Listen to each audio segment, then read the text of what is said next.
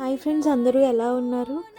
ఈరోజైతే నేను నా క్యాన్సర్ ఎలా స్టార్ట్ అయింది, ట్రీట్మెంట్ ఏంటి, అది మొత్తం మీతో ఎక్స్ప్లెయిన్ చేయడానికి నేను మీతో ఈ వీడియోలోకి వచ్చేసాను. ఫస్ట్ అయితే మీ అందరికీ మై క్యాన్సర్ జర్నీ అవంతి ఛానల్కి స్వాగతం. సో ఫస్ట్ వచ్చేసి నాకు 29 ఇయర్స్ ఉన్నప్పుడు బ్రెస్ట్ క్యాన్సర్ అయితే వచ్చిందనమాట. అప్పుడు నేను ఏం చేశాను అంటే ఇగ్నోర్ చేసిన బిగ్ మిస్టేక్ ఏంటంటే ఇగ్నోర్ చేశాను. లైఫ్ అనేది మొత్తం ఎటు వెళ్ళిపోయింది, ఎటు నుంచి ఎటు వచ్చింది, అదంతా నేను ఈ వీడియోలో షేర్ చేసుకుంటాను.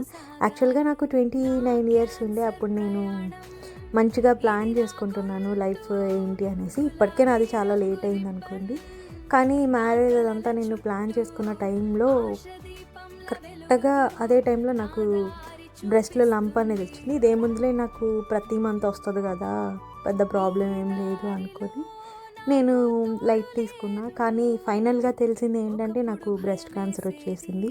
అది ఎలా వచ్చింది ఏంటనేది నేను మీతో ఇప్పుడు స్టెప్ బై స్టెప్ మీతో అంతా నేను చెప్తాను. నా పేరు అయితే అవంతి, నేను స్కాట్లాండ్లో ఉంటాను. నా ఏజ్ వచ్చేసి నౌ 30. సో ఫస్ట్ వీడియోలోకి వెళ్ళిపోతాం. ఫస్ట్ వచ్చేసి నాకు 29 ఇయర్స్ అంటే లాస్ట్ ఇయర్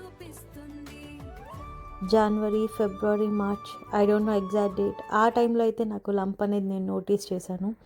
అండ్ బిఫోర్ నేను మీతో షేర్ చేసుకోవాల్సింది ఇంకొకటి ఉంది. నాకు బిఫోరే క్యాన్సర్ వచ్చే ముందుకి ఏమైందంటే బాడీ అంతా పింపుల్స్ వచ్చాయన్నమాట. పెద్ద పెద్ద గడ్డలు లాంటి పింపుల్స్ వచ్చాయి, నా బ్రెస్ట్ మొత్తం వచ్చాయి. ఆ షోల్డర్ టు అంటే ఈ మెడ దగ్గర నుంచి కిందకు వచ్చాయి, అంటే బ్రెస్ట్ వరకు వచ్చాయి. బ్రెస్ట్ మీద అయితే చాలా ఎక్కువ వచ్చాయి. నేను నార్మల్గా హాస్పిటల్కి వెళ్ళాను. డాక్టర్ నాకేదో యాంటీబయాటిక్స్ ఇచ్చారు, వేసుకున్నాను. అవన్నీ ఇదయిన తర్వాత నాకు ఇది నేను వీడియో ఒకలాగా వాయిస్ ఒకలాగా ఉంది ఏంటి అనుకోకండి, నేను వాయిస్ ఓవర్ ఇస్తున్నాను. యాక్చువల్గా నా ఫేస్ అనేది రాలేదు, సో అందుకనేసి. సో వీడియోలోకి వెళ్ళిపోదాం.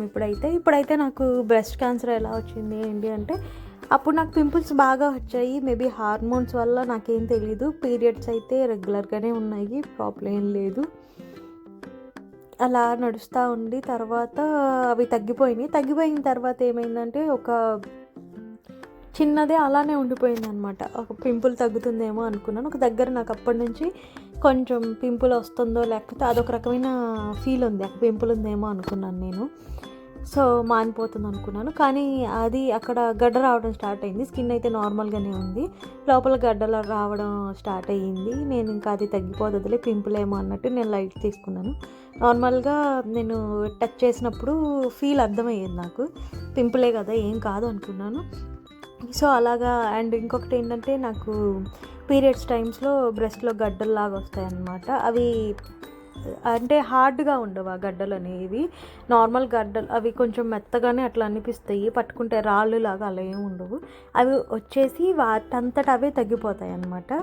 మనం వాటికి ఇంకేం అవసరం లేదు, అవే వస్తాయి, అవే పోతాయి.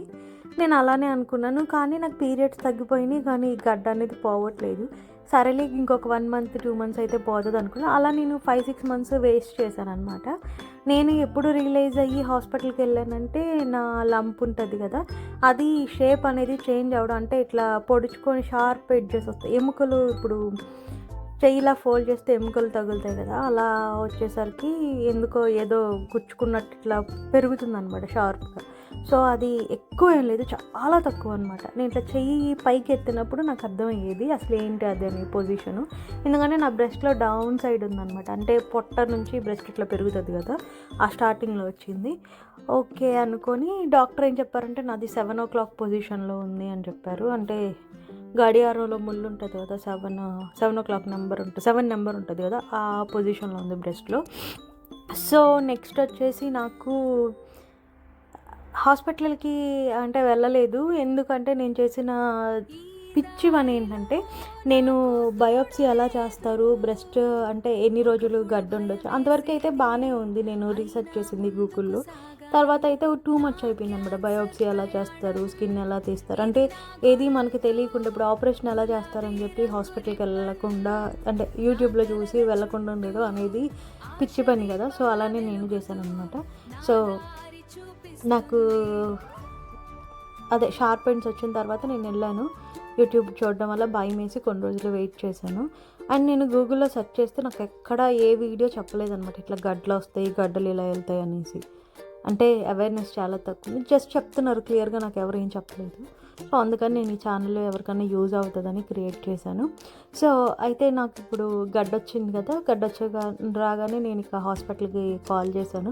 అపాయింట్మెంట్ ఇచ్చారు. అండ్ వాళ్ళప్పుడు టెలిఫోన్ అపాయింట్మెంట్ ఇచ్చారనమాట. డాక్టర్ అడిగారు ఏంటి అనేసి. సో డాక్టర్ చెప్పారు ఇది ఇలా వచ్చింది నేను చెప్తే, డాక్టర్ చెప్పారు నీకు బయాప్సీ చేస్తాము, అది ఎన్ని డేస్ నుంచి అంటే చాలా మంత్స్ నుంచి ఉందని చెప్పాను. సో వాళ్ళు ఇమీడియట్గా బయాప్సీ అపాయింట్మెంట్ ఇచ్చారు. నాకు బయాప్సీ చేశారనమాట. అది నాకు 2025 జూలైలో చేశారు బయాప్సీ అనేది. బయాప్సీ చేసిన 1 మంత్కి నాకు రిజల్ట్ వచ్చింది. 1 మంత్కి కాదనుకుంటా, 2 వీక్స్కి వచ్చినట్టుంది. రిజల్ట్ వచ్చిన తర్వాత నేను ఇంకొక వీక్ వెయిట్ చేసి 3rd వీక్లో వెళ్ళాను.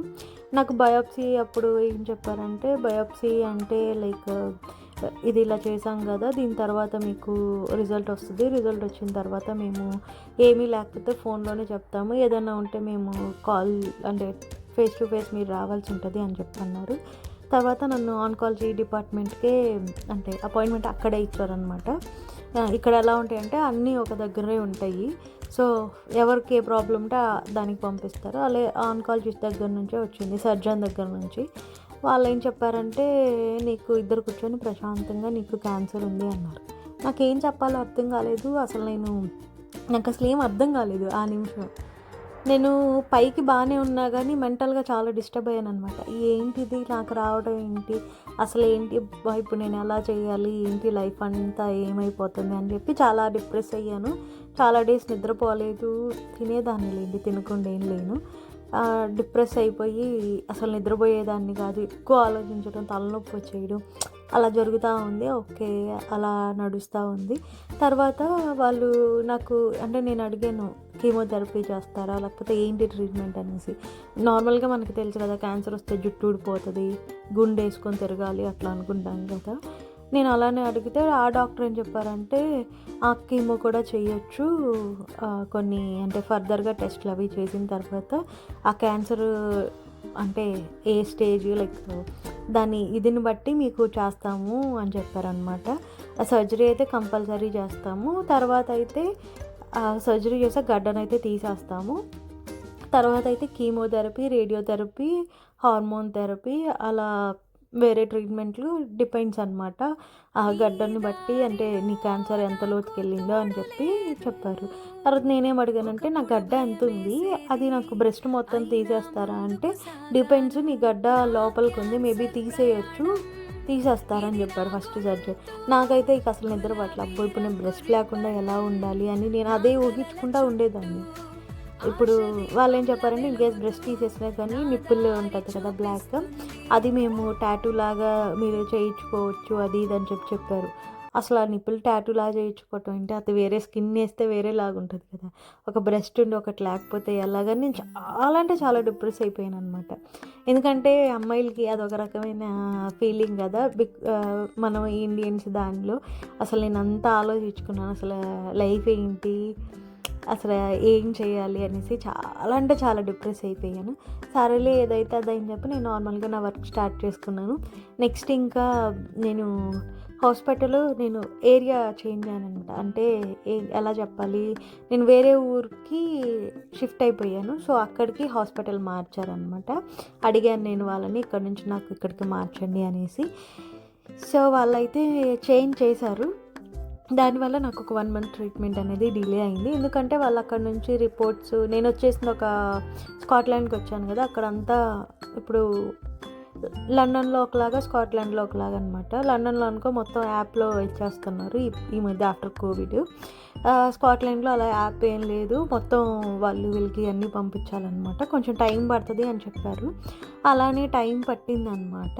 సో నెక్స్ట్ నాకు బ్రెస్ట్ కేర్ టీమ్ నుంచి 2nd వీకే కాల్ వచ్చింది. నేను కూడా ఒకసారి ఫాలో అప్ చేశాను ఏంటి అనేసి. వాళ్ళు నువ్వేం భయపడద్దు, అక్కడ నుంచి రిపోర్ట్స్ రావాలి, మేము రిక్వెస్ట్ చేసాము, ఆ రిక్వెస్ట్ చేయగానే వస్తాయంటే నేను ఒకసారి వీళ్ళకి కాల్ చేసి నా పాత జీపీ వాళ్ళకి కాల్ చేసి వాళ్ళు ఇట్లా అడుగుతున్నారు, సో మీరు పంపించండి అని చెప్పి వీళ్ళు ఈమెయిల్ తీసుకొని వాళ్ళకి పంపించేసి నాకు వాళ్ళు పోస్ట్ చేశారనమాట. అది కూడా వీళ్ళకి ఈమెయిల్ చేశాను. అయినా కానీ వాళ్ళ నుంచి వీళ్ళకి రిపోర్ట్స్ రావాలంట. అంటే డాక్టరు రాసి పంపిస్తారు కదా, ఏంటి నెక్స్ట్ మేము ఏం చేసాం అట్లాగా. అలా వచ్చిన తర్వాత నాకు 4th వీక్లో ఇది ఫర్దర్ టెస్టుల కోసమని అపాయింట్మెంట్ ఇచ్చారు. ఏంటి స్కానింగ్, ఎక్స్రే, ఇంకేదైనా కావాలంటే టెస్టులు చేస్తామన్నారు. అప్పుడు ఏం చేశారంటే స్కానింగ్ తీశారు. సేమ్ అక్కడే ఉన్నాయి అన్నీ పక్కనే, అంటే హాస్పిటల్లోనే. డాక్టర్ రూమ్ కూడా పక్కనే ఉంది. ఫస్ట్ స్కానింగ్ తీశారు. స్కానింగ్ తీసి డాక్టరే వచ్చి చెక్ చేసుకున్నారు. తర్వాత ఎక్స్రేకి పంపించారు. ఎక్స్రే ఇది నాకు చాలా కష్టం అయిపోయింది అనమాట. 2 బ్రెస్ట్లు తీసుకెళ్ళి దాంట్లో ఇట్లా ప్రెస్ చేసి పెడతారు కదా, ఒక మిషన్ లాగా వచ్చి బ్రెస్ట్ పైన కింద ఇట్లా ప్రెస్ చేసి పెడతారు కదా. నాకైతే గడ్డ వచ్చేసి డౌన్ సైడ్ వచ్చింది కదా, సో నాకు చాలా అంటే డిస్కంఫర్ట్గా ఉంది. నాకు పెయిన్ అనేది తెలిసిద్ది అనమాట. దాన్ని ప్రెస్ చేసిన అట్లా నాకు ఇవన్నీ నరాలు అవన్నీ ఉంటాయి కదా, పెయిన్ అయితే నేను ఫీల్ అయ్యాను. కానీ 1 or 2 minutes ఇంకా ఓర్చుకోవాలి, తప్పదు కదా. అండ్ ఇంకొకటి ఏంటంటే ఆ నర్స్ ఏం చేసిందంటే, నాకు బయోప్సీ చేశారు కాబట్టి పెయిన్ వచ్చింది. అంతకుముందు అయితే అస్సలు పెయిన్ లేదు. ఆవిడ అక్కడే చేయబెట్టి ఇట్లా గట్టిగా ప్రెస్ చేసేలేక నాకు డిస్కంఫర్ట్, చాలా అంటే చాలా పెయిన్ ఫీల్ అయ్యాను. సరే అని చెప్పి అలాగే అయిపోయింది. కానీ ఫస్ట్ టైం ఏమైందంటే సరిగ్గా రాలేదు అని చెప్పని అన్నారు. అయ్యో బాబోయ్, ఇప్పుడే నొప్పి పుడుతుంది అనుకొని ఇంకా తప్పదు కదా నా కర్మ అంతా అనుకుని మళ్ళీ రెండోసారి ఉన్నాను అనమాట. రెండోసారి మళ్ళీ ఇది చేశారు, ఎక్స్రే చేశారు. డాక్టర్ కన్ఫర్మ్ చేసిన తర్వాత ఓకే మీరు ఇంకెళ్ళిపోవచ్చు అని చెప్పారు. ఆ రిజల్ట్ అదంతా వచ్చేసరికి మళ్ళీ ఇంకొక 1 week పట్టినట్టుంది. అదంతా వాళ్ళు చెక్ చేసుకొనేసి మళ్ళీ నాకు కాల్ చేశారు అనమాట. నీకు ఎక్స్రే దీంట్లో మాకు అంత డీప్గా తెలియట్లేదు ఎంతవరకు వెళ్ళిందో నీది క్యాన్సర్ అనేది, గడ్డ అనేది, సో ఎంఆర్ఐ తీయాలి అన్నారు. ఎంఆర్ఐకి వెళ్ళాను. ఎంఆర్ఐ దగ్గర ఇంకొక టెన్షన్ నాకు. ఎంఆర్ఐ వచ్చేసి ఏమంటారు, సౌండ్స్ వస్తాయి అది ఇదని నాకు ఒక బుక్లెట్ పంపించారనమాట. దానికి నాకు ఇంకా భయం. నేను చాలామందిని అడిగితే అది పెద్ద పెద్ద సౌండ్లు చేస్తే, యూట్యూబ్లోనే చూసాను మళ్ళీ నా దరిద్రానికి. అది పెద్ద మిషన్ సౌండ్లు చేస్తుంది, కొంచెం డిఫరెంట్గా ఉంటాయి సౌండ్లు, భయం వేసిద్దే అది ఇది అని చెప్పారు. నాకు అప్పటి నుంచి టెన్షన్. ఇంకొకటి ఏంటంటే నాకు అలా క్లోజ్డ్ రూమ్, డాక్టర్ అడిగారు అనమాట, నీ క్లోజ్డ్ రూమ్ అట్లయితే భయం అనేసి. నాకు యాక్చువల్గా నిజంగానే భయం, విండో ఏం లేకపోతే ఏం కనిపించకపోతే నేను ఎక్కువసేపు ఉండలేను అనేసి చెప్పాను. సో అయితే దాని గురించి వాళ్ళు ఏదన్నా ఇచ్చి ఇస్తారు అట్లా చెప్పారనమాట.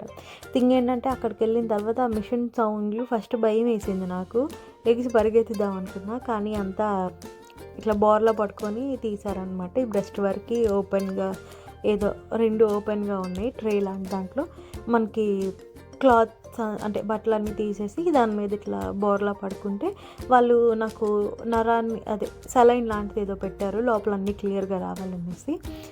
అది పెట్టారు. వెళ్ళాను నేను. ఇంకా తీయించుకున్న. అది యూట్యూబ్లో చూసినందుకు నాకు ఎంఆర్ఐ అంటే అప్పుడు వెళ్ళిన దాకా చేయించుకున్న దాకా పిచ్చ భయం వేసింది. ఎంత భయపడ్డానంటే అంత భయపడ్డాను నేను. అందుకే నాలాగే ఎవ్వరు కూడా యూట్యూబ్లో అస్సలు ఏం చూడకండి మిషన్ల సౌండ్లకి. ఇంకొకటి నాకు బ్యాడ్ ఎక్స్పీరియన్స్ ఏంటంటే, నాకు తెలిసిన వాళ్ళ తెలిసిన వాళ్ళ ఇంట్లో వాళ్ళు ఇట్లనే ఎంఆర్ఐ తీస్తుంటే చనిపోయారు ఆ మిషన్లోకి పంపించలేకే.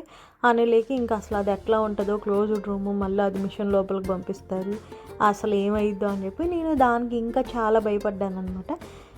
ఫైనల్గా అయితే అలా ఏం లేదు, అది మనకు అలవాటైపోయి, అంటే నార్మల్ సౌండ్లే, ఏదైనా కన్స్ట్రక్షన్ అలా జరుగుతుంటే వస్తాయి కదా అలాంటి సౌండ్లే. కాకపోతే క్లోజ్డ్ రూమ్లో అట్లా పడతాం కాబట్టి కొంచెం భయం వేస్తుంది. అండ్ మనకి హెడ్సెట్ కూడా ఇస్తారు, సాంగ్స్ అది ప్లే చేస్తారు, ఎంత వాల్యూమ్ కావాలని కూడా అడుగుతారు. అలా హాయిగా అలా పడుకున్నామంటే అయిపోతుంది. అండ్ రూమ్ కూడా చాలా కోల్డ్ ఉంటుంది. ఇంకొకటి ఏంటంటే ఇట్లా యాక్సిడెంట్లు జరుగుతాయి కదా, దాంట్లోకి ఏదైనా మెటల్ది అలా ఉంటే మిషన్ లాగేసుకొని చచ్చిపోవడం అలాగా. నేను ఆ వీడియోలు కూడా చూసి చాలా అంటే చాలా భయపడ్డాను. అలా ఏం లేదు, ఎంఆర్ఐ కూడా చాలా నీట్గా ఉంది. అండ్ నాకు ఇది అయిపోయిన తర్వాత ఇంకా ఆ రోజు వచ్చేసాను. అది ఒక 2 weeksకి వచ్చిందనమాట రిజల్ట్. ఫైనల్గా వాళ్ళు ఏం చెప్పారంటే ఎంఆర్ఐలో కూడా క్లియర్గా రాలేదు.